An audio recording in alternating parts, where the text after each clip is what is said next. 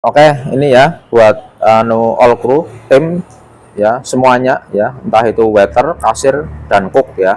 Ini untuk mekanisme ya, walaupun kemarin sudah saya sedikit jelaskan bolak-balik lewat lisan ya, takutnya mbok nganyantol. Ini video nanti bisa untuk edukasi, untuk belajar ya. Ini jadi saya pura-puranya tuh pertama jadi customer ya. Nah, ini begitu saya masuk, terkadang customer itu kan langsung ke sini ya, nanti dari cook ya kayak gitu. Nanti kan walaupun sudah ada tulisan kayak gini, terkadang langsung ke sini kayak gitu. Nanti dari cook itu atau mungkin waiter itu lagi di situ, nanti bisa diarahkan ke tempat duduk. Nah, makanya ada list menunya di situ. Nah, ketika misalkan saya sudah langsung diarahkan ke sini ya, waiter Mas Kelvin ya, juga Mas Wilda, perhatikan itu sini, ambilin itu list menu. Nah, sama itu Mas, dengan bawa kertas order sama pulpen. Waiter, entah cook itu harus punya pulpen ya.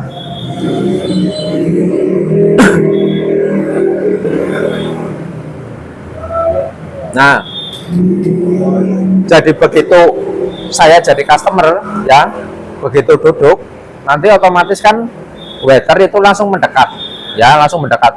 Tapi ketika misalkan waiter ya, khususnya waiter ini misalkan lagi serving ke customer yang lain, nanti boleh kertasnya ditaruh di meja, tapi dengan bahasa penyampaian yang baik dan sopan ya.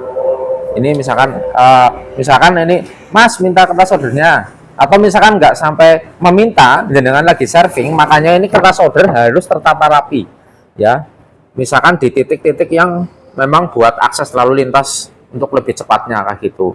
Atau misalkan kasir ketika pas lagi tidak sibuk ya, insya Allah nanti kan ada kasir setar sendiri, tapi yang lebih tugas utama adalah waiter ya. Saya lanjut, ketika tadi misalkan lagi serving yang lain, nanti list menu sama kertas order silakan Kak, mungkin barangkali mau lihat-lihat dulu menunya gitu kan.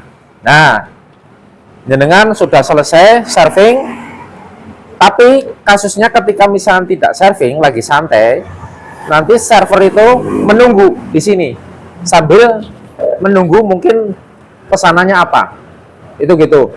Nah, ketika misalkan saya pesan bakso polos 1, tulis Mas, coba Mas ya,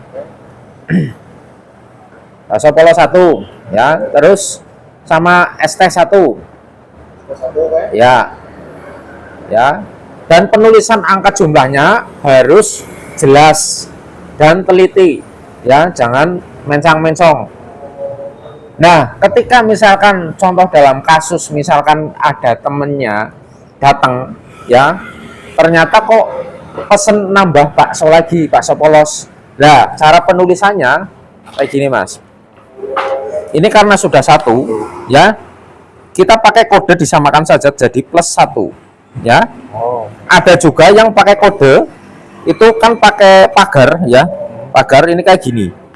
Kalau dalam kode perhotelan, kalau ini tuh jumlahnya 2 ya, tapi mbok istilahnya nanti teman-teman bingung, lebih baik kayak gini, 1 ditambah 1 otomatis 2 toh. Nah, ini menjadi kode antara waiter, kitchen dan kasir ya, waktu pembilingan. Oke ya. Nah, kalau semisal contoh ya, kok tambah lagi misalkan chicken crispy dada 2 ya kan, kita tulis angka 2 saja, jangan pakai yang kayak gini, nanti mbok nggak terbiasa bingung ya. Nah, kok tambah lagi, temennya datang atau adanya datang, tambah lagi 1 ya. Kalau misalkan saya kan udah jelas nih tambah 1 misalkan di sini, tapi kalau misalkan di sini sama persis kayak gini, +1 ya, kayak gitu. Dan perhatikan misalkan untuk produk ayam antara crispy terus ayam goreng gitu kan, tawarkanlah kalau nanti standarisasi chicken crispy itu tetap digeprek, tapi kita wajib menanyakan mbok-mbokan, nanti dia itu untuk anaknya, biasanya sambelnya dipisah begitu ya. Lebih baik kita menanyakan, permisi Kak, ini kalau chicken crispy kita untuk penyajiannya itu digeprek sama sambelnya gitu kan, mau dipisah atau dikeprek sekalian kayak gitu. Tapi kalau orang yang mungkin udah sering bolak-balik ke sini, kita kan paham hafal ya kayak gitu. Oke, makanya di situ kan saya tulis untuk standar pelayanan penyajian juga. kayak gitu. Oke, lanjut. Begitu misalkan saya udah pesan dengan mencatat, waiter itu wajib untuk repeat order atau mengulang orderannya. Paham ya? Paham. Nah, Vinka paham ya? Nah, nanti itu tujuannya untuk mengecek ya secara jumlah dan secara menu yang dipesan. Tapi waiter juga koordinasi, makanya kemarin sebenarnya butuh papan itu untuk apa? Kita bisa saling mengecek yang sold out itu apa. Jadi nanti misalkan pertama tamu bisa lihat, oh iya baksonya habis, jadi nggak jadi pesan bakso. Ketimbang daripada nanti sudah mencatat, terus konfirmasi sama dapur, kitchen itu cooknya lagi sibuk, nanti balik lagi akhirnya nggak efisien. Ya, adalah kemarin kena papannya kayak nggak papan bayi menulis, jadi ya kurang gede. Oke, lanjut. Setelah udah di repeat order, udah cocok pesanan dan menunya, waiter langsung ke kitchen. Mas Wahyu di kitchen, Mas. Ya, nah, misalkan ini ada pesanan yang belum selesai, terkadang yang belum tahu kemarin juga sempat, misalkan ini kan di sini, ini ditaruh sini. Jangan, kita urutkan sesuai antrian. Ya. Kita di sini, gitu kan. Jadi nanti cook sama waiter itu menyajikan minuman, waiter membantu membuatkan minuman, nanti cook menyajikan main course-nya, ya, yang hubungannya dengan goreng-goreng, olah-olah, ya, seperti itu. Tapi kalau misalkan bisa terjadi customer baru datang satu, lah kok di belakangnya sekitar 5 menit datang lagi, tapi dengan menu yang sama, contoh Indomie goreng spesial, boleh nanti 2 bungkus sekalian taruh dalam satu tempat, digodok, nanti masaknya bareng.